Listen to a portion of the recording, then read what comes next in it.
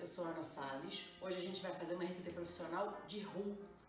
Roux, na verdade, é um espessante. Ele é usado na cozinha para dar consistência em algumas preparações que a gente precisa. Ele é basicamente manteiga, a gente aqui está usando uma manteiga sem sal, e farinha de trigo.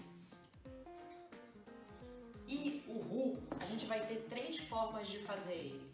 Ele pode ser claro, médio e escuro.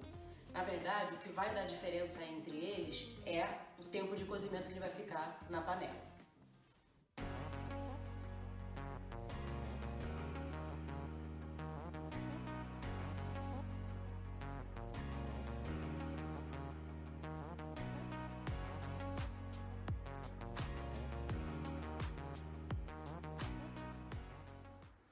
Bom, então vamos começar a receita. Eu vou começar fazendo o nosso roux claro. E esse roux claro vai ser a base para a gente fazer o molho bechamel, que é um dos molhos que a gente vai fazer na nossa série. Então, eu vou pegar essa quantidade daqui e a ideia é mostrar para vocês as tonalidades que eles vão atingir. E qual vai ser a diferença entre eles? Basicamente, tempo de cozimento e, para isso que a gente precisa é entrar com a manteiga em momentos diferentes e deixar ela cozinhando para que a gente consiga essa coloração, ok? Então eu vou fazer o roux claro, vou colocar aqui um pouquinho da manteiga. Eu tenho aqui no total 300 gramas de manteiga, então eu vou fazer 100 gramas de cada um.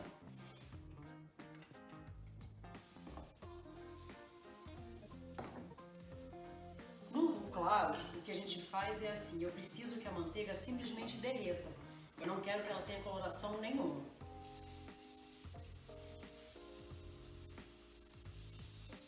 O importante também do roux é a gente deixar essa manteiga derreter, colocar a farinha. Eu estou usando um fouet, que é mais fácil para a gente conseguir fazer essa misturinha ficar bem homogênea.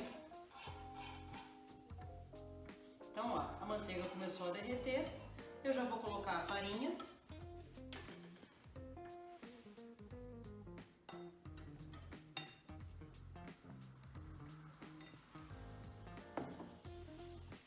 E mexer.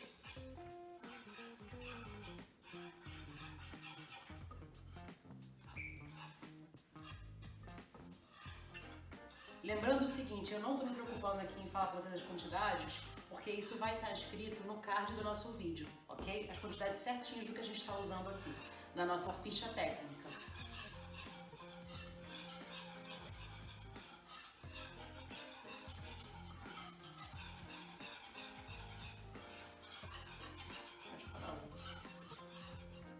Bom, agora a gente está fazendo o roux médio. E o que eu estou fazendo aqui? Eu botei a manteiga para derreter. Agora, no nosso roux claro, o que aconteceu foi o seguinte, eu simplesmente derreti a manteiga, coloquei a farinha, fiz uma primeira cocção bem rápida e a gente já retirou. O que eu quero no roux claro é simplesmente cozinhar a farinha, eu não quero que tenha coloração nenhuma. Já no médio, a gente quer que ele tenha um tom um pouquinho mais dourado. E aí, o que eu vou fazer aqui? Deixar a manteiga cozinhar um pouquinho mais. A gente chama de manteiga noisette, é quando a manteiga começa a pegar um tom amendoado assim, e além do tom ela dá um sabor também com um certo gosto de amêndoa, que é bem interessante. A gente também usa para um outro tipo de molho. Então aqui agora o que eu preciso fazer é deixar a manteiga chegar nesse ponto de coloração mais amendoada e aí sim colocar a farinha. Cheguei aqui no ponto da manteiga que eu queria, a gente está com a manteiga noisette, como eu expliquei. O que vai acontecer aqui é que você vai perceber que ela forma uma camadinha com espuma aqui. E embaixo ela tá com esse tom mais dourado. A gente agora vai acrescentar a farinha. E não só a coloração, mas o sabor da manteiga muda. Como eu expliquei, ele fica com um sabor um pouquinho mais amendoado. Esse roux é um roux que a gente acaba usando para, por exemplo, um molho velouté, que a gente vai fazer aqui no nosso canal.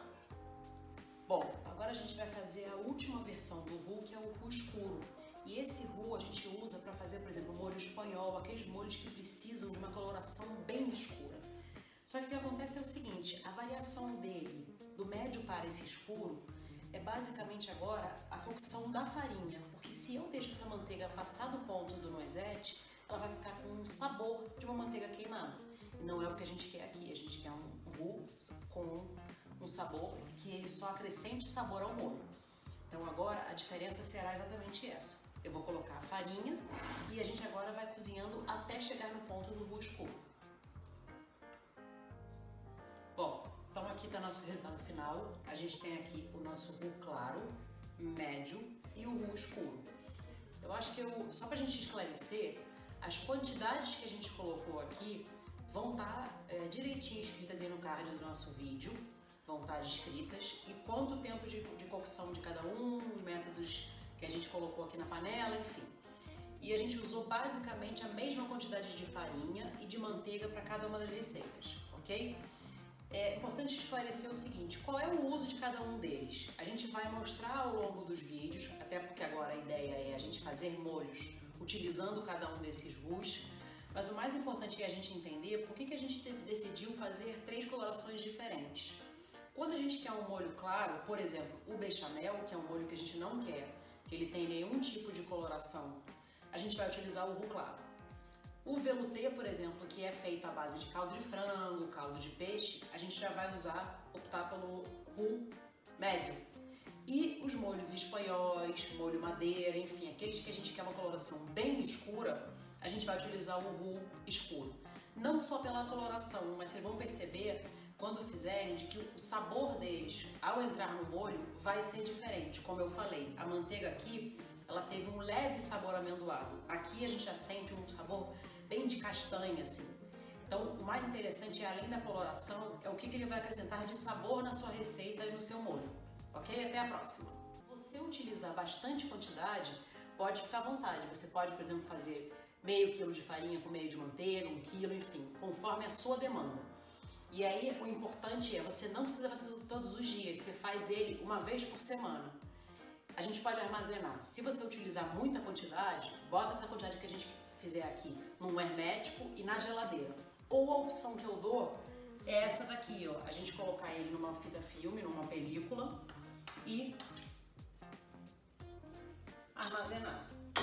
Importante é botar uma etiqueta de identificação, claro.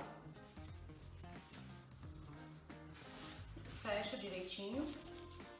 E todos os roux podem fazer da mesma maneira, tá? O roux claro, o escuro e o médio. Todos eles podem ser guardados da mesma forma. A gente fica com ele na geladeira por volta de 2 semanas mais ou menos. Então tira cada vez que você for utilizar e volta ele para a geladeira quando não estiver mais utilizando. Tá aqui, ó, o nosso rouszinho armazenado. Espero que vocês tenham gostado e que aproveitem essa receita.